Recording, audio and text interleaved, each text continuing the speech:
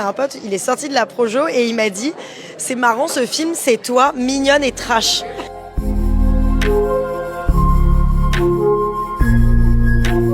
Est-ce qu'il y avait une émotion en particulier que vous cherchiez à véhiculer tous les deux? Est-ce qu'il y avait un mot-clé quand vous avez parlé de comment développer la musique?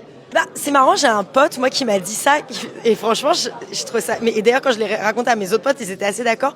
J'ai fait la première Projo à Paris, et j'ai un pote, il est sorti de la Projo, et il m'a dit « C'est marrant, ce film, c'est toi, mignonne et trash ». Et je me suis dit « Ah bon ?» Et je l'ai dit à tous mes potes, et ils étaient assez d'accord et tout, et en fait, je me suis dit « Mais je crois qu'en fait, c'est ça qui est cool dans ce film, à force de le voir et de voir les réactions des gens, je pense qu'il est mignon et trash ». Voilà, je crois que c'est comme ça que je le définirais. Je suis assez contente de ces deux mots. J'y avais pas pensé, mais c'est vrai qu'en composant, non, mais en faisant ces sons, donc je parlais qui étaient détournés, ça cache justement le sens un peu mignon.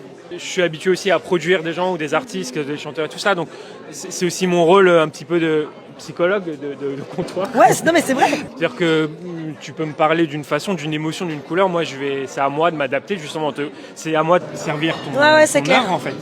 Donc en soi, j'estime que tu pourrais me parler de la façon dont tu veux, que ce soit des couleurs, et c'est mon métier. Mon métier, c'est de traduire ça avec ce qu'il y a.